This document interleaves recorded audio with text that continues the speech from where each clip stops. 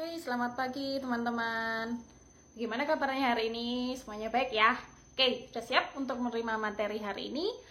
Kita akan kuliah dengan mata kuliahnya yang bernama pengawasan mutu. Untuk hari ini kita akan belajar tentang quality control tools. Nah, kalian sudah belajar bahwasanya mutu dari suatu produk, terutama produk pangan, itu harus kita handle ya, atau kita buat seragam setiap kali produksi. Nah, untuk menyeragamkan atau untuk mengetahui keseragaman dari produk tersebut, maka kita bisa menggunakan tools quality control yang akan kita pelajari hari ini. Nah, kenapa kita harus membuat produk itu seragam setiap kali produksi? Karena ini terkait dengan minimnya atau kita meminimalisir ya kecacatan di setiap kali produksi. Ketika meminimalisir kecacatan dari suatu produk, maka artinya kualitas atau mutu dari produk tersebut terjaga. Terjaga means biaya produksi juga akan tidak terlalu banyak ya, dan kepercayaan konsumen terhadap produk tersebut akan terjaga. Oke, kita akan pelajari alat-alat apa saja atau tools apa saja yang bisa kita gunakan selama pengendalian mutu atau quality controls. Oke. Saya kenalkan ada 7 teman-teman, ada 7 quality control tools yang kita bisa gunakan untuk menghandle atau mengontrol keseragaman dari produk. Ada check sheet, flow chart, histogram, kemudian Pareto chart, scatter diagram, kemudian cause effect diagram atau kita bisa kenal dengan fishbone, dan yang terakhir adalah control chart. Nah, untuk hari ini kita akan pelajari cukup 6 saja dulu ya, dari mulai check sheet sampai ke fishbone. Untuk control chart kita akan selesaikan di pertemuan berikutnya. Oke, kita kenalan dulu bagaimana bentuknya dari masing-masing tools dan fungsinya seperti apa. Yang pertama adalah check sheet. Check sheet ini adalah tools yang paling sederhana, yang di situ fungsinya adalah mengumpulkan data. Jadi kita mengumpulkan data misal dari setiap kali sampling atau setiap kali cek ya, setiap kali produksi berapa jumlah cacatnya, kita buat checklist ya. Bisa kalian bentuk seperti centang atau mungkin seperti batang seperti ini ya, atau mungkin langsung dalam bentuk angka. Nah, seperti apa contohnya?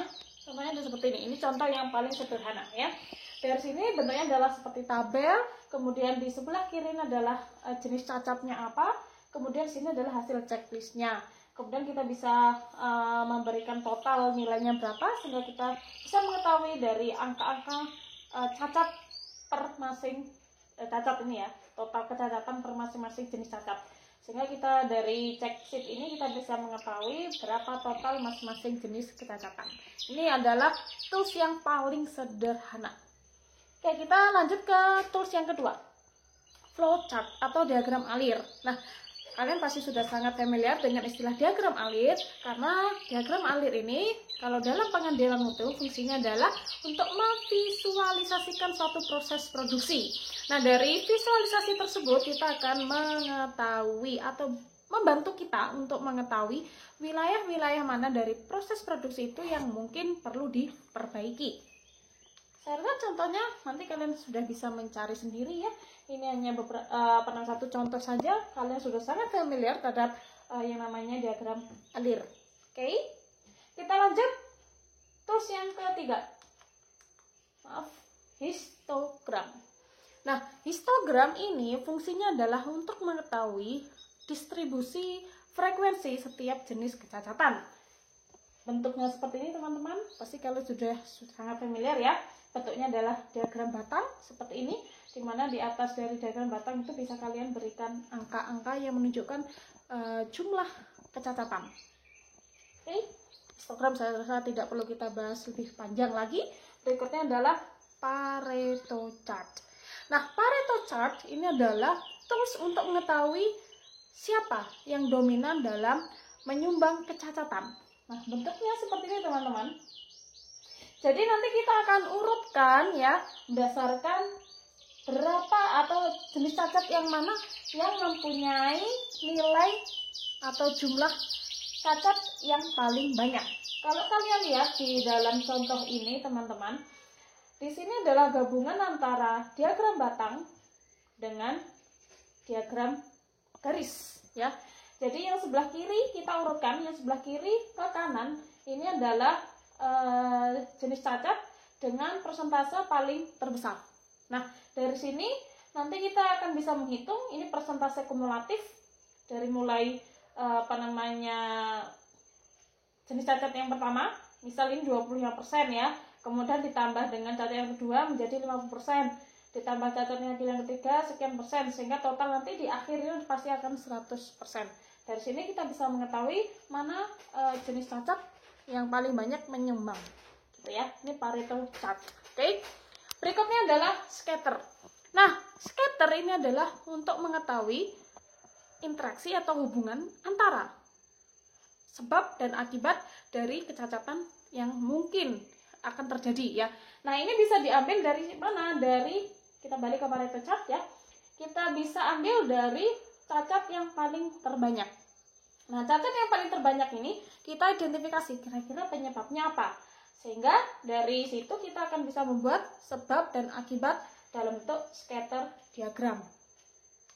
Macam scatter plot atau scatter diagram itu ada banyak. Kita lihat dulu yang paling atas. Ketika membentuk tren seperti ini, ya naik seperti ini, maka artinya korelasi atau hubungannya adalah positif. Artinya antara faktor X dan Y itu berkorelasi positif. Kebalikannya, jika trennya seperti ini menurun, maka artinya korelasinya negatif. Dan kalau sebarannya seperti ini, tidak membentuk tren sama sekali, artinya ini tidak terbentuk korelasi ya teman-teman ya. Dan kalau seperti ini, seperti parabola, makanya artinya non-linear relationship. Oke, jadi nanti saya harapkan kalian bisa membuat scatter plot, kemudian kalian bisa mengidentifikasi hubungan antara sebab dan akibat itu apa, positif, negatif, atau tidak ada hubungan. Yang terakhir adalah fishbone atau cause effect diagram. Nah, dari satu jenis cacat yang tadi yang terbanyak yang ada di Pareto, kita bisa mengidentifikasi ya. Jadi fishbone ini adalah fungsinya kita ingin mengidentifikasi penyebab potensial dari kecacatan tersebut. Dengan cara bagaimana? Dengan cara membuat seperti ini. Kalau kalian lihat, ini seperti tulang ikan ya.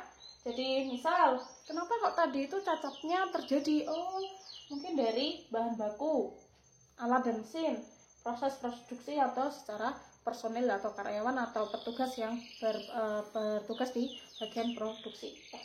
Oke, jadi 6 ini untuk hari ini kalian pelajari. Untuk yang terakhir, untuk yang control chart kita akan pelajari di pertemuan minggu depan.